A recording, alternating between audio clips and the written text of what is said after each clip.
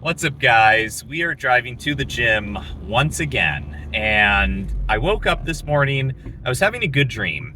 I forget what it was at this point, but I know I woke up having a good dream, and first thing I did was I went outside to the cold plunge, put my hand in it, and realized that it was like 70 degrees. We had a very warm night and a very warm day the day before. So the cold plunge was too warm to actually get any benefits from. It was like lukewarm water. So I looked at the weather, and hopefully tonight, it's going to be a little cooler tonight, but then over the next few days, we're going to get down into the 30s. So that's when it's really going to be useful, and I'll actually do it, and I'll record a video doing it.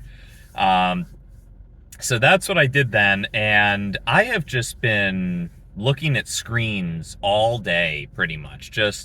That's what the past couple of days has become, just looking at screens, and I suspect that that's only going to be ramping up over the next couple of months. Once I really launch my business, that's going to be another thing then that I have to spend a couple hours a day on screens just trying to market this thing. And so I've been trying to think of ways to reduce my screen usage while still keeping up productivity, but that's so hard to do in today's world because all that we do, unless you're working with your hands or doing some kind of, if you're an actor, then maybe you're not looking at screens that much. And, if you're a basketball player, sure, like there are jobs where you don't look at screen. If you're working in construction, sure. There are a decent number of jobs, even jobs for normal people, where you don't look at screens. But as an entrepreneur, it makes the most sense to me, at least, to be using technology to promote my business and not just that, but to do any kind of work, because the leverage that you're able to get by using technology is so great. And the only downside is technology, the way we interface with it, at least currently, tends to be through a screen. And so we end up looking at these screens all day, which, it would be great if there was as easy to use of an interface that was purely audio based. Imagine that. You could just use audio to do all of the same work, but then you could be potentially, if you are just using audio, you could be walking around in a park, you could be doing stuff instead, because your vision could then be, keeping track of, well, where am I walking? What path am I going down? Am I about to trip on something? You could actually be out and about all day if the audio interface was as good as the visual interface. Sadly, it seems that we're just able to take in and process way more information visually. Like, you can look at a screen that has 10 things on it and, kind of flutter your eyes around the screen, and you'll kind of absorb the gist of what's going on there. Whereas if you had someone relay that to you by speaking, you wouldn't really be able to understand what you could see in the same amount of time. It would take a lot longer for someone to read off, what 5 different charts look like, or any kind of audio relay of visual information. It just takes longer to get it from an audio perspective. And maybe that's just because we haven't developed the right technology.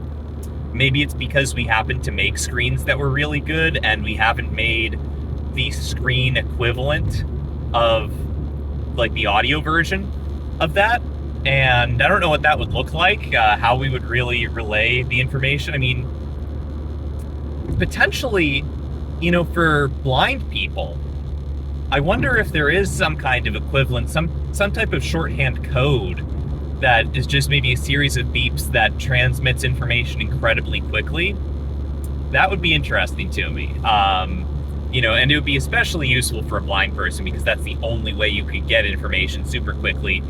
Obviously there's stuff like touch. You could do Braille, but that seems probably even slower than listening to something, doing Braille. I don't know that for sure. If there's any blind people, feel free to let me know. Or blind, I guess you'd have to be deaf and potentially blind as well for Braille to be useful. So if there's any blind, deaf people, I doubt you have the capability to watch my videos because they're only audio and visual, so never mind. There's none of you guys out there. But yeah, I wish there was an audio way that we could just hear what we need to do and speak. And soon I think we will have artificial intelligence that is, instead of having to type all of these things out and click buttons and stuff, we'll just be able to say, hey, do this task, do this thing, publish this thing here, now that you've made it. Like, I think that we'll be able to get it to a point where, yeah, maybe it is a lot easier to then just speak what we want. That's probably going to be the next step. And then, a lot of visual and, kind of tactile interfaces like clicking a mouse and stuff will probably be worse than just explaining what you want to the AI, because it'll take you longer to figure out how to say it. At least for me, it takes me longer to type things than it does to speak things. And I should use one of those speech to text programs. I just have I've had bad experiences with them in the past, and mostly because I tried using them in middle school to write papers and stuff because I thought it would be easier, but they turned out to just be worse than just typing because of all the typos that they would make, and just they wouldn't pick up your voice perfectly. And so you'd have to, go through the effort of speaking all of this stuff out. And oftentimes you speak differently from how you type. And so if you're writing a professional paper, you kind of don't want to be speaking it because you might use slang. You might not be speaking very properly. And on top of that, you've got all these typos that I would then have to go back and just fix, and it would be worse. It was worse back then to use the audio to text technology, but I mean, that was like 10 years ago. I'm certain it's much better now. Like when I use my phone to search for something, if I'm in the car driving, I'll just like tap the little microphone and say, directions to such and such place, and it actually brings it up pretty quickly, and it works really well for that. So I will say that's probably something I should be using. That's probably something everyone should be using a little bit more than we are. And I think it's just because it was such a slow burn of that technology becoming good that we all kind of feel like it's bad. It seems like it's bad, but it's not really. It's like if you use Siri or Google Assistant nowadays, they're probably they probably understand you pretty well, and they can give you reasonable responses. But over the past couple of years, people have just got it drilled into their brains that those things don't work very well, and that half the time they mishear you. And sometimes surely they still do, but sometimes people mishear you. And you know what a big thing is? What I've realized from recording videos, and if you guys are followers of my old channel, then you guys know I uploaded hundreds of videos. I recorded myself for hundreds of hours. What happens a lot of the time is we actually misspeak and we don't even know it. And I just know that from watching myself back so many times. There are so many times when I would watch myself and I'm like, what did I just say? Why did I say that way? Like sometimes what I would say wouldn't even be grammatically correct. It wouldn't make sense. I would like flip someone else's name. I'd flip like the wrong name and say someone else's name instead of who I was actually thinking of or talking about. And that happens so many times. And that is just the case with a lot of people, I think. I think a lot of the times we actually misspeak and we don't think we misspoke, but we did. And so, the AI is just hearing what we actually said, and that's, it does the best that it can to respond to us. Now, what's really cool about ChatGPT is that a lot of the time, if you put in something that's kind of a typo, it automatically guesses what you meant to say. Like it does some real-time assumption making, it's kind of like how you have those autocorrect features if you're in Microsoft Word and you're trying to, and you misspell a word, or even use a word that's incorrect grammatically. How it corrects it, or at least will tell you that it's incorrect and what you could do to correct it. ChatGPT doesn't even do that. It just listens to your response and assumes that you meant to say the correct thing, and it's very intuitive.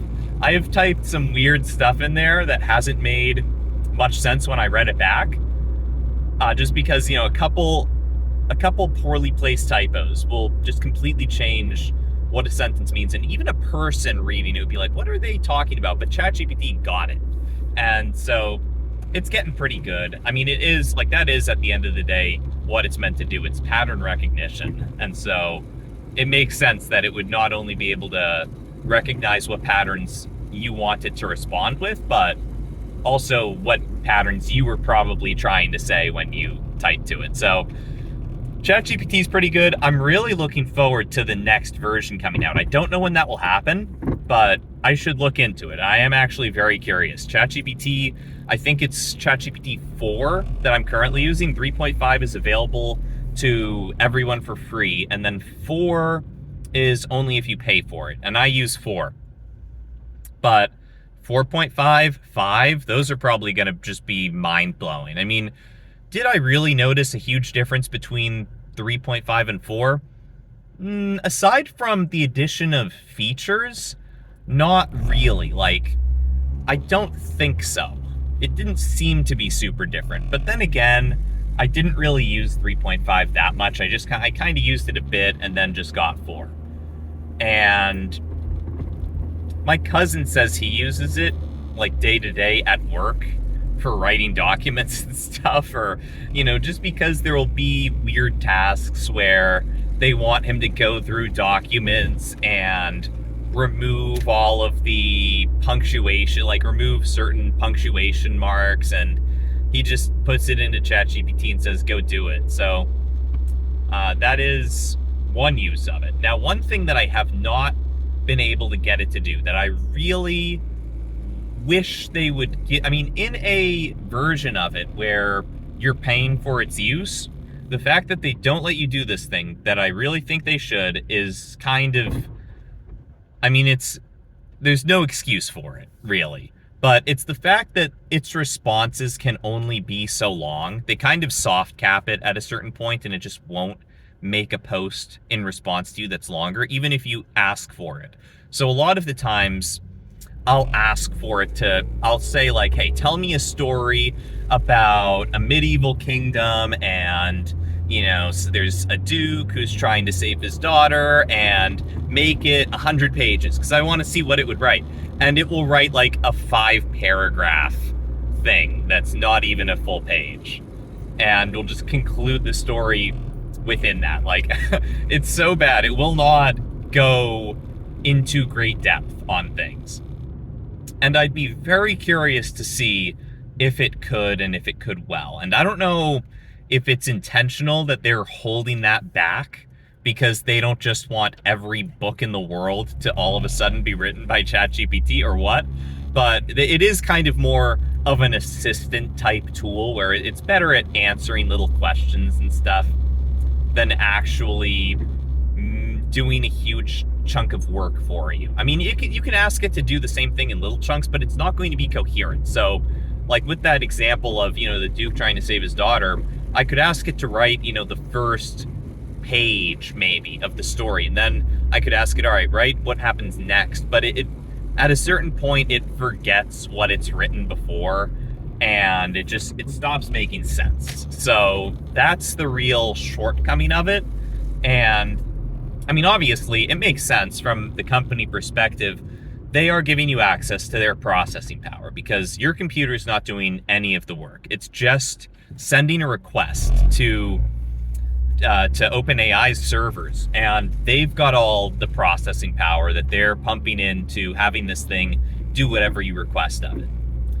And if you could request, for a 500-page book to be written, that requires probably, it's 500 times the processing power of just giving you one page, and it takes you 5 seconds to ask for that. So it makes sense. They've got to kind of protect their processing power, but it would be great if they let you use your own computer to do the processing. You could say, hey, look, do it over the course of a night.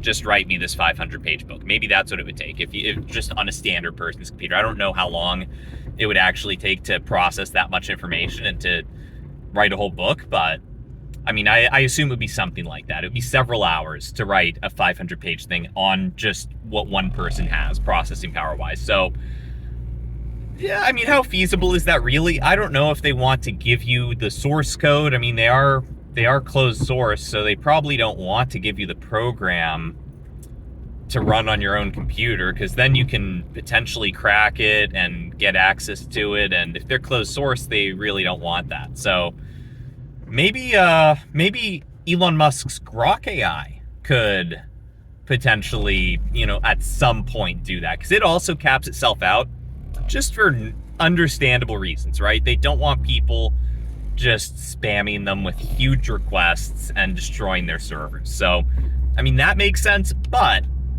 maybe they could let you do those longer requests on your own device. And maybe Elon Musk will implement that at some point. Elon, if you're watching, please. That's a great idea. That's a golden idea. So steal that from me. Feel free. And we're about to park, guys. So I'll see you guys in the next one. Have a great rest of your day. Bye.